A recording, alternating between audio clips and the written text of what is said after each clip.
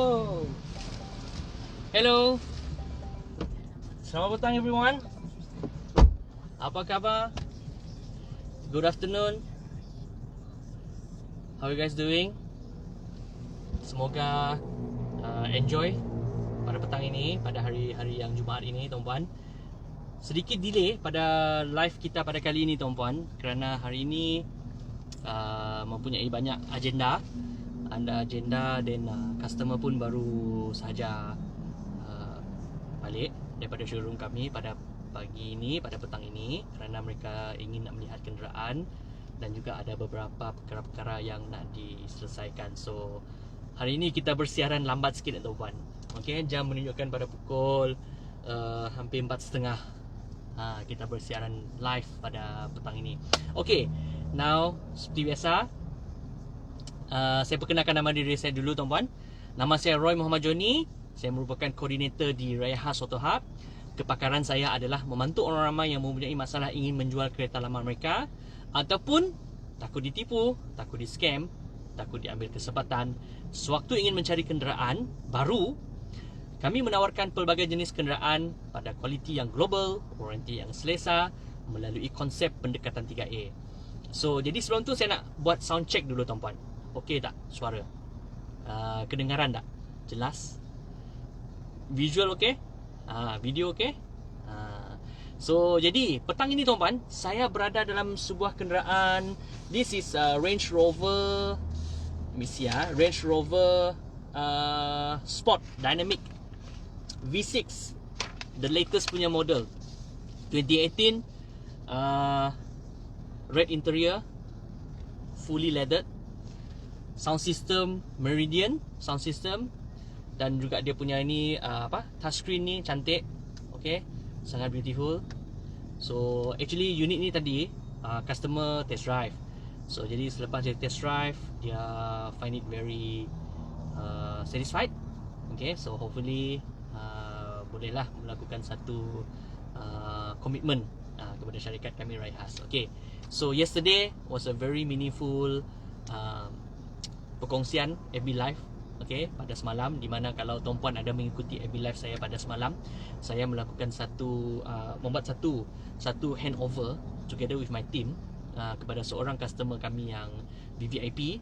Dan selepas FB Live tersebut, kami go through with him all the procedures dan juga bagaimana nak mengendalikan kenderaan tu dan sebagainya. So syukur beliau sangat happy dan beliau juga sangat berpuas hati dengan apa yang telah kami kongsikan. Dan hopefully dengan kenderaan yang baru, beliau pun ada satu momentum lah untuk menjadikan sebagai satu big why, sebab untuk beliau terus continue on untuk membantu lagi tim-tim beliau. Dan juga saya pun baru dapat tahu semalam, tuan-puan, yang beliau baru saja melangsungkan perkahwinan. So jadi kita pun took the opportunity to congratulate him, dan juga beliau pun rasa happy dengan gesture, dengan layanan yang kita berikan. So hopefully perkara ini akan menjadi satu happy moment untuk customer kita. Alright, so jadi petang ini, tuan-puan, saya nak berkongsi sedikit sharing lah, sambil-sambil kita petang-petang ni kita sembang santai. Kita melihat keadaan pun dekat kawasan kami, showroom kami ni tak lama lagi nak hujan, tuan-puan. So the sky is now getting dark, and mungkin akan hujan selepas ini. So kita hopefully tak adalah yang serius seperti mana yang berlaku pada beberapa bulan yang lepas, di mana ada banjir besar dan sebagainya. So very pity, kita pun rasa simpati dengan mereka yang terjejas. So hopefully taklah sangat serius. Now, petang ni adalah topik yang mana saya nak sharekan kepada tuan-puan. Saya nak tahulah apakah feedback tuan-puan berkenaan dengan kereta Recon ni, dan apa juga halangan-halangan yang tuan-puan hadapi sewaktu ingin nak membeli kereta Recon. Saya yakin dan percaya kebanyakan orang dia masih lagi tak faham apa yang maksudnya dengan kereta Recon ni. Walaupun mungkin bagi setengah-setengah orang, dia merasakan bahawa kereta Recon ini mungkin produk yang produk yang inferior, produk yang macam tak berkualiti, dan juga maybe bukan menjadi satu priority kepada mereka sewaktu mereka ingin membeli kenderaan. So banyak concern ataupun banyak kerisauan yang mereka ada di dalam dia punya pemikiran sewaktu ingin nak consider nak membeli kereta recon ni. So tuan-puan tolong kongsikan. Cuba tuan-puan kongsikan. Kalau sesiapa yang ada mengikuti live saya pada petang ini, please try to comment, try to give some of input yang tuan-puan hadapi. Okay, apakah halangan-halangan ataupun masalah utama sewaktu tuan-puan ingin nak mencari kereta recon? Saya yakin dah pasti mesti ada yang menghadapi masalah. Mungkin masalah daripada segi nak diyakinkan tentang kualiti, ataupun masalah nak tahu adakah kereta recon yang dibeli ini boleh tahan lama ke tidak, condition dan sebagainya. Mungkin salesman, masalah dengan salesman yang mungkin tak jujur ke dan sebagainya. So please komen tuan-tuan. Cuba komen kalau ada yang mengikuti AB Live saya pada petang ini, silalah komen. Cuba tuan-puan komen dan bagilah input sambil-sambil kita bersembang santai, sambil-sambil kita nak tahu apakah masalah-masalah yang dihadapi oleh tuan-puan orang ramai sewaktu ingin nak mencari kereta recon. Halangan yang tuan-puan hadapi.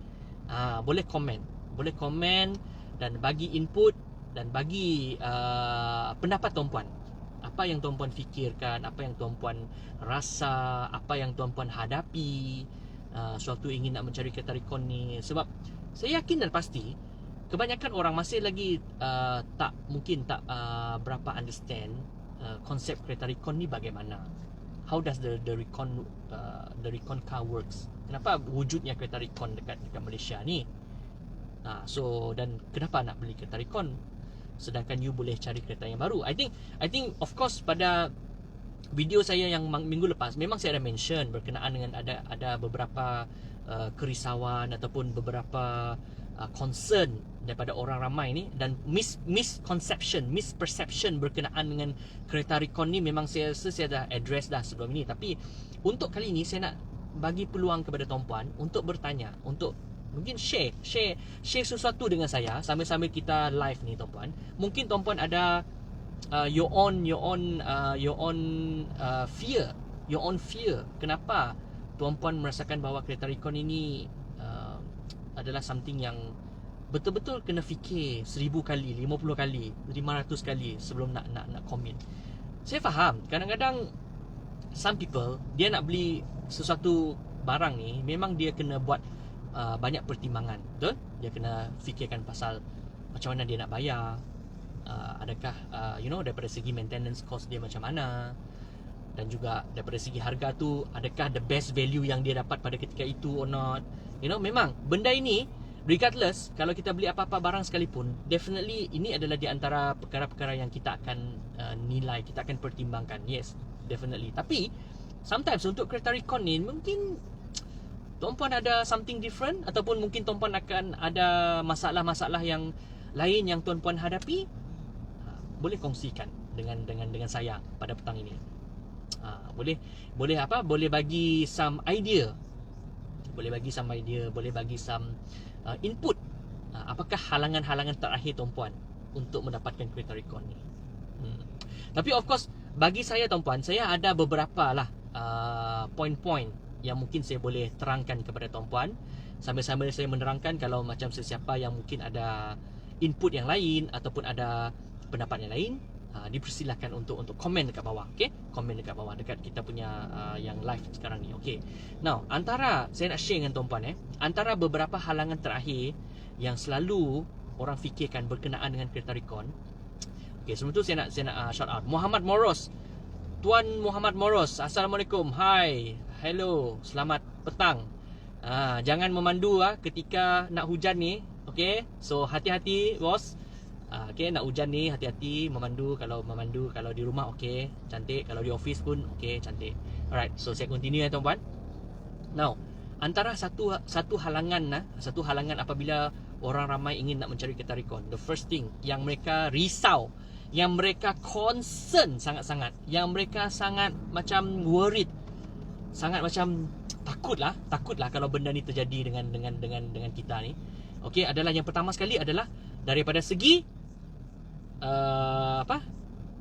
condition kereta recon. Ramai orang tak convince lagi bahawa kereta recon ini adalah kereta yang dibawa masuk dalam keadaan condition yang baik. Ramai yang masih tak convince, tak diyakinkan lagi dengan kena recon. Sebab apa? Sebab mereka asyik didedahkan dengan cerita kena scam, kena tipu, condition accident, kena teruk. So apabila mereka sudah membaca dekat social media, dekat news dan sebagainya, perkara-perkara begini berlaku, so ini secara tidak langsung dah mempengaruhi persepsi mereka terhadap kereta recon. Betul tak? Ini yang pertama, condition.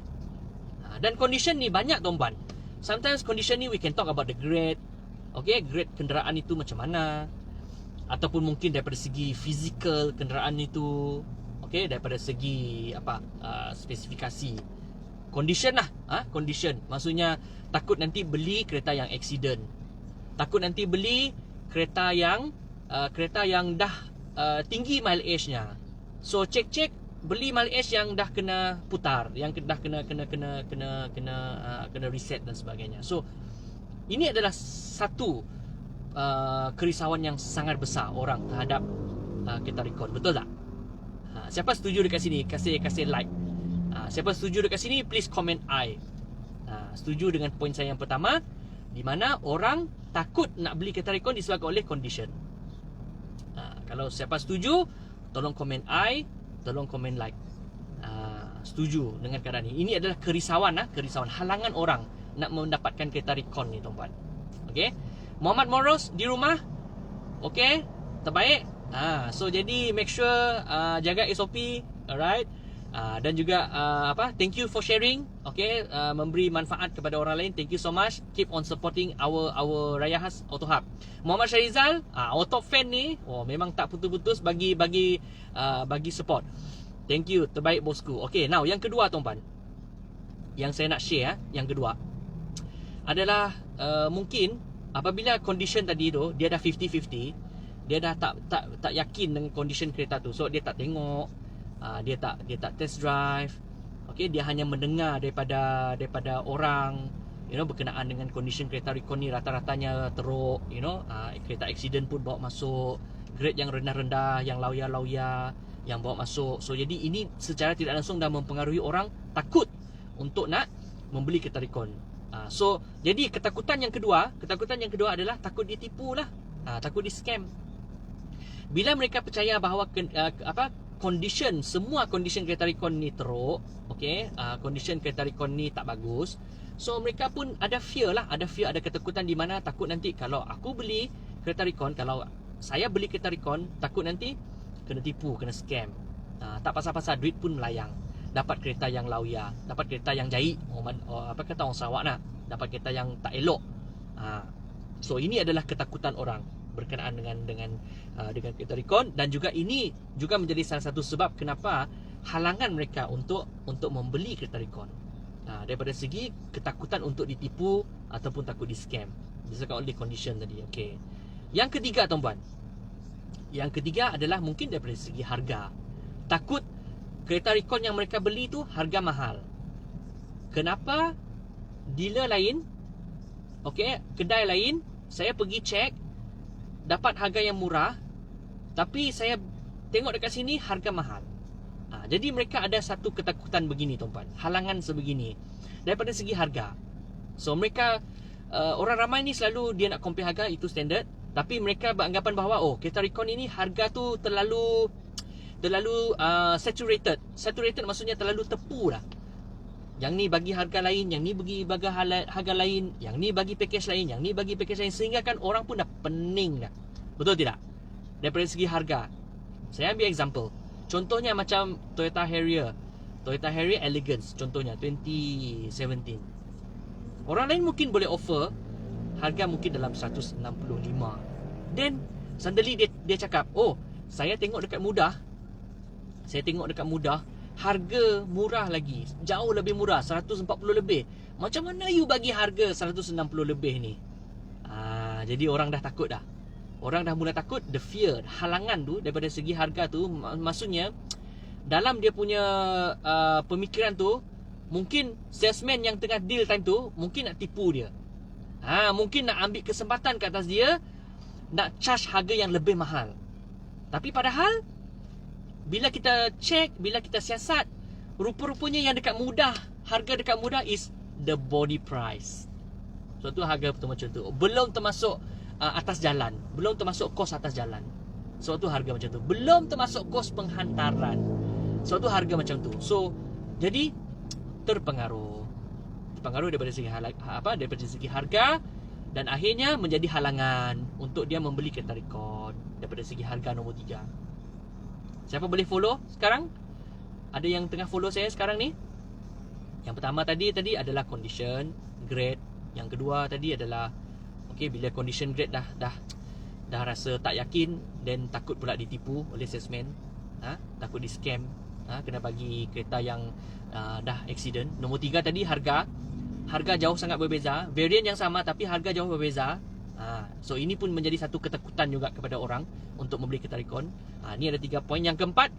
Poin yang keempat adalah after sales. Betulkah kereta recon ni boleh servis?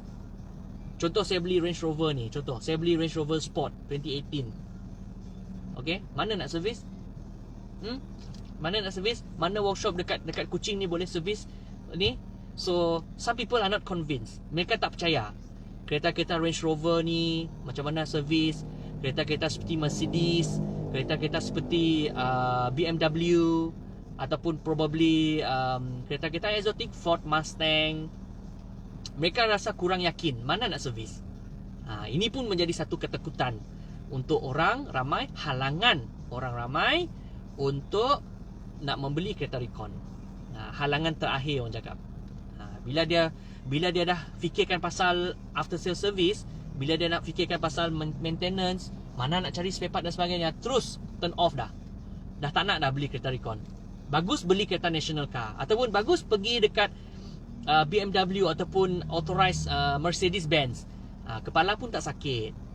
Semua ada dekat sana. After sale service pun ada dekat sana. Betul tak tuan-puan? Setuju tak dengan saya? Kalau setuju, boleh say I. So ini adalah di antara ketakutan ataupun halangan orang daripada untuk membeli kereta recon. Salah satu ketakutannya adalah after sale service, mana nak pergi. Kita dah ada 4. Yang last kali, yang nombor 5. Yang ni lebih kepada salesman lah tuan-puan. Dalam kereta recon ni pun banyak juga salesman-nya. Banyak salesman. Ada juga tuan-puan akan jumpa salesman yang jujur. Bila dia kata kereta ni macam mana, ada adjust apa-apa tak, mileage ni macam ni apa-apa tak, ada tak adjust. Sometimes mungkin kalau salesman tu jujur, dia akan bagi tahu ke customer, dan dia akan bagi tahu dan dia akan jujur dengan customer tu. Ada certain mungkin salesman dia tidak nak bagi tahu.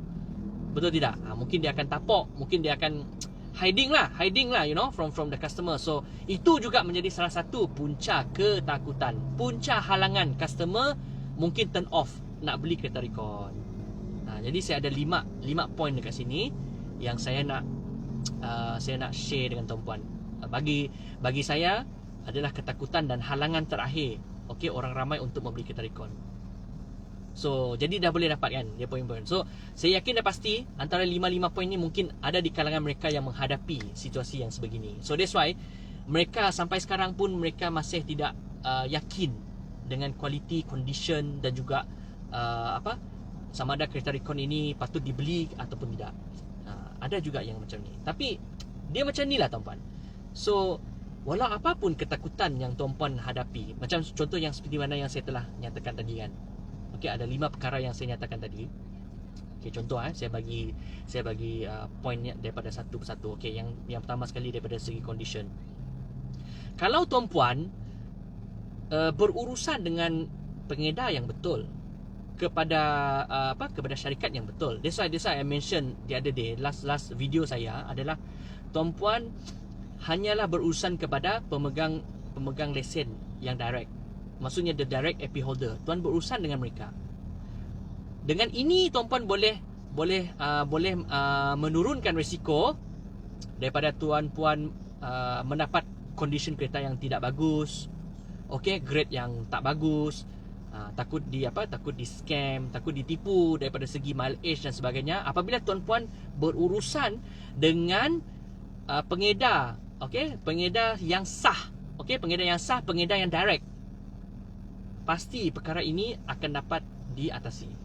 Kenapa tuan-puan? Contoh syarikat-syarikat pemegang lesen ni dia deregulated tuan-puan. Dia deregulated oleh kerajaan. So mereka tak akan buat sesuka hati tuan-puan. Macam kami ni, kami deregulated. Kami akan sentiasa dipantau, diaudit dan diambil tindakan kalau sekiranya kami didapati untuk melanggar apa-apa syarat ataupun apa-apa kesalahan yang dilakukan. So kami deregulated. So apabila kami deregulated tuan-puan, sesebuah syarikat yang deregulated, bila dia dah tahu segala apa yang dia kena buat tu dia kena buat dengan betul. So tuan-puan rasa dia nak tak akan buat perkara-perkara yang tak elok? So company-company ni mungkin akan berfikir panjang. Kalau company jenis yang nak long term in this business, dia kena fikirkan the future of the business dan dia akan pastikan bahawa kenderaan yang dia bawa masuk mesti dalam keadaan condition yang tip top, grade yang bagus, right? Dan juga pada masa yang sama, pastikan bahawa segala inquiries yang ada daripada customer dia kena explain dengan baik. Inilah di antara ciri-ciri company yang betul-betul dia boleh sustain dalam this business. So dengan ini tuan-puan pun boleh mengatasi ketakutan ataupun halangan di mana tuan-puan akan dapat condition yang tak baik, grade dan sebagainya. Itu yang the first 2 point tadi. Yang point yang seterusnya daripada segi harga tadi kan.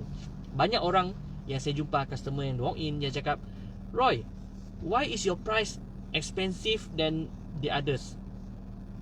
But your variant is the same." Tapi saya selalu mengatakan kepada customer macam ni. Yes, probably doing business, each people has their own strategy kan, harga dan sebagainya. You are open. Tuan-puan open. As a buyer, tuan-puan open. Boleh pilih dekat mana-mana dealer, mana-mana syarikat yang tuan-puan boleh pergi. Tapi tuan-puan harus ingat, apabila harga, remember when I mention about harga yang saya bagi tahu dengan tuan-puan, kalau harga tu is too good to be true, it's probably not true. Ingat tak saya pernah cakap, if the harga something yang macam tak munasabah, memang tak munasabah lah. Contohnya macam yang saya cakap tadi tu. Kalau contoh, compare dekat mudah, harga jauh lebih murah. Tapi kalau pergi dekat showroom, harganya macam ni.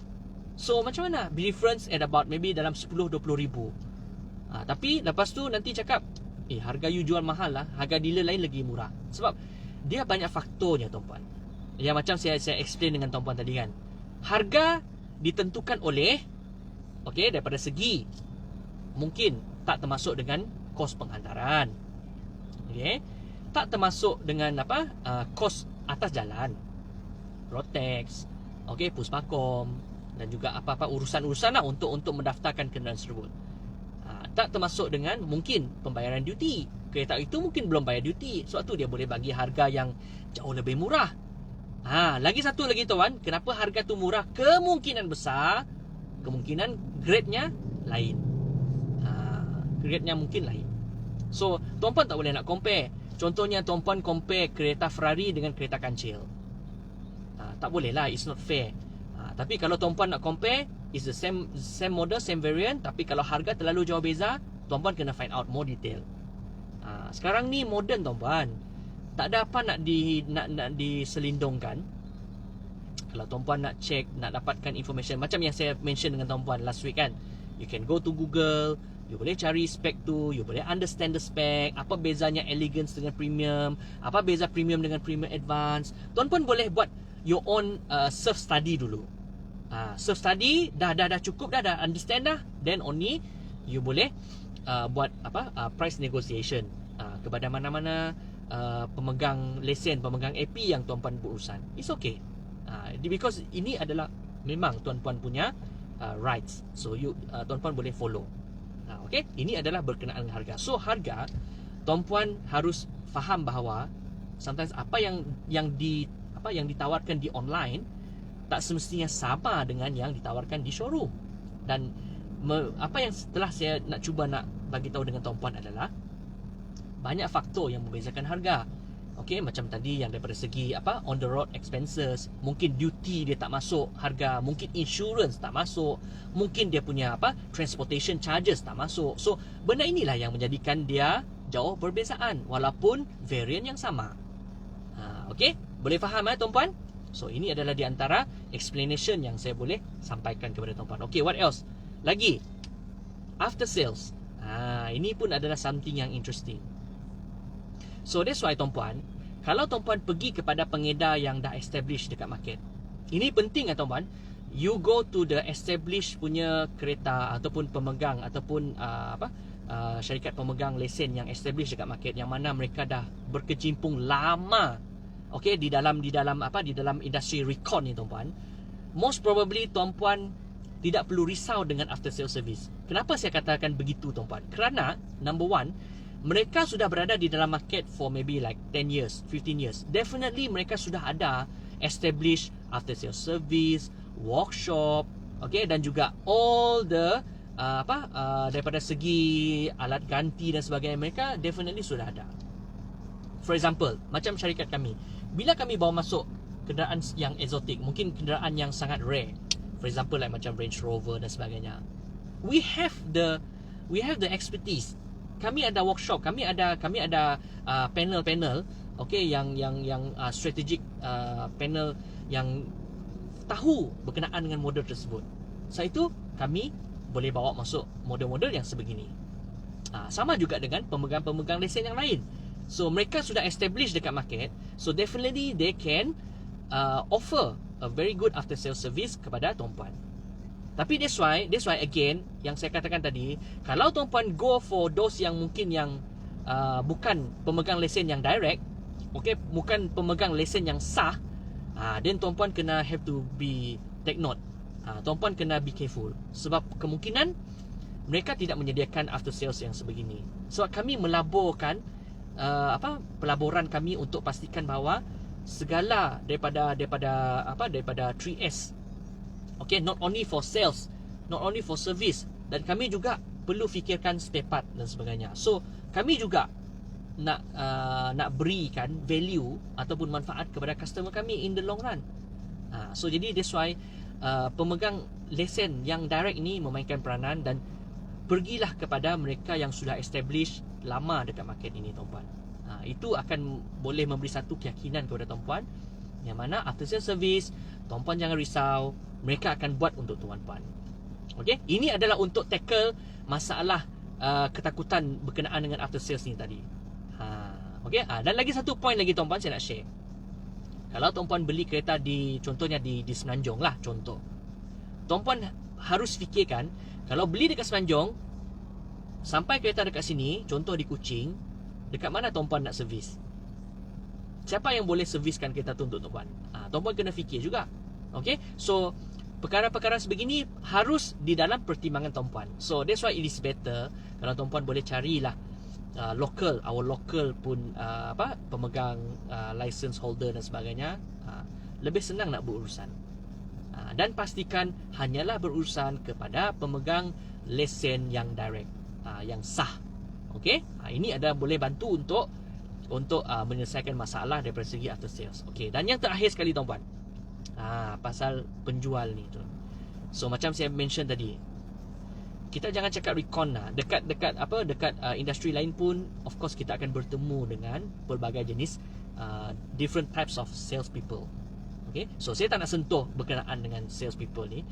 Tapi the most important thing is, tuan-puan pergilah kepada yang memberi keselesaan kepada tuan-puan, yang tuan-puan confident, yang tuan-puan percaya, okay, yang tuan-puan rasa macam boleh ada sedikit keyakinan. So tuan-puan berurusanlah dengan mereka untuk membantu, okay, mengurangkan kerisauan ataupun kegusaran di mana dealing dengan orang-orang yang mungkin tuan-puan tak kenal dan sebagainya. So ini juga akan memberi salah satu faktor. Dan as a bonus tuan-puan, saya nak bagi tahu tuan-puan, kebanyakan kereta recon sekarang ni, okay, mereka ada diberi jaminan. So bagi saya, kalau dari segi ketakutan, takut kereta rosak, ataupun mungkin ada apa-apa berlaku kepada kereta, recon dan sebagainya. Dengan adanya jaminan ni tuan-puan, mungkin boleh mengurangkan risiko, okey, kepada tuan-puan yang sebagai pembeli, sebagai pengguna, sebagai user, sebagai owner of the car. So tuan-puan akan at least ada satu peace of mind. Bila kereta yang di-warranty kan, tuan-puan akan rasa macam tenang. Betul tidak? Setuju? Siapa setuju? Please say I. Siapa setuju, bagi like dengan saya. Kalau kereta yang ada warranty, especially yang ada warranty yang contohnya 5 tahun, so kalau compare dengan yang warranty setahun, mana tuan-puan nak pilih? Sekarang saya nak tanya tuan-puan. Tuan-puan dibagi pilihan, beli kereta warranty 1 tahun ataupun beli kereta warranty 5 tahun. Mana satu tuan-puan nak pilih? Pasti tuan-puan nak pilih yang 5 tahun kan? Sebab 5 tahun memberi satu keselesaan yang berpanjangan, ataupun memberi satu peace of mind yang lebih long term kepada tuan-puan. Betul tidak? Jadi saya rasa setakat ini perkongsian saya tuan-puan pada petang ini. Ini adalah something like saya nak bersantai dengan tuan-puan, saya nak explain, okay? So apakah kerisauan, apakah your roadblock, apakah halangan tuan-puan untuk nak membeli kereta recon? Sebenarnya kereta recon ni, terus terang saya katakanlah, tidak ada menjadi masalah kalau tuan-puan nak memiliki kereta recon. Kerana rata-rata kereta recon, as I mention, okay, semua dalam keadaan condition yang baik, dalam condition yang boleh diterima. Tapi again saya nak nyatakan lagi sekali tuan-puan, kalau tuan-puan nak pastikan bahawa kenderaan recon tuan-puan ini adalah yang terbaik, value yang terbaik, okay, dengan package yang terbaik. That's why I mention tuan-puan deal dengan pemegang AP, direct AP holder yang sah, yang direct. Jadi supaya tuan-puan akan ada sedikit confident, sedikit peace of mind daripada apa yang bermain-main di dalam fikiran tuan-puan. Boleh? So jadi tuan-puan lepas ini janganlah rasa risau, janganlah rasa macam ragu-ragu apabila dengar kereta recon. Terus takut, terus rasa macam tak sesuai nak beli, tak nak beli. Sebenarnya tak begitu tuan-puan.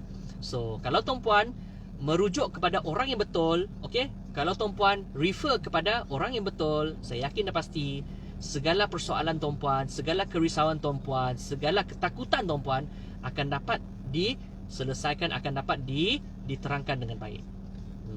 Alright, boleh? Okay, so jadi saya rasa perkongsian saya berhenti di sini. Okay, thank you so much for listening. Okay, thank you so much kerana memberikan sepenuh perhatian kepada sharing saya pada petang ini. Sembang santai, tapi masa agak lama juga tuan-puan. Very sorry. Okay, sambil-sambil tuan-puan nak menunggu nak balik kan. Mungkin ada yang pukul 5 dah balik dah. Ada yang mungkin balik pukul 5.30. Macam showroom kami balik pada pukul 5.30 tuan-puan. So jadi adalah masa sikit untuk kita nak bersembang-sembang, nak berkongsi idea, nak bagi some sharing kepada tuan-puan. So hopefully bermanfaat. Hopefully memberi satu understanding yang baru kepada mereka-mereka yang nak mencari kereta. So you can now safely think that kereta recon ini sebenarnya tidak ada apa-apa yang nak ditakutkan. Okay, tidak ada apa-apa yang nak dirisaukan. Sama juga seperti kereta yang lain. Dan again, kalau tuan-puan nak carilah salesman yang betul, carilah syarikat yang betul. Alright, dan pastikan bahawa package yang mereka tawarkan kepada tuan-puan, condition yang mereka tawarkan kepada tuan-puan, information yang mereka bagi tahu kepada tuan-puan, haruslah tuan-puan nilai dengan sehabis baik. Alright? Okay? So jadi jangan lupa untuk like, okay, untuk komen, untuk follow our official FB page, okay, Raya Khas Auto Hub, okay, di Facebook. Dan juga jangan lupa follow kami di Instagram Raya Khas, dan kami juga ada YouTube channel iaitu RK Auto Hub channel, yang mana kami akan upload segala konten-konten video-video yang mungkin yang boleh memberi manfaat kepada tuan-puan. Okay, so jadi saya berhenti di sini tuan-puan. Thank you so much for listening. Thank you so much for tuning in. Dan saya jumpa tuan-puan untuk FB Live saya yang seterusnya. Bye-bye.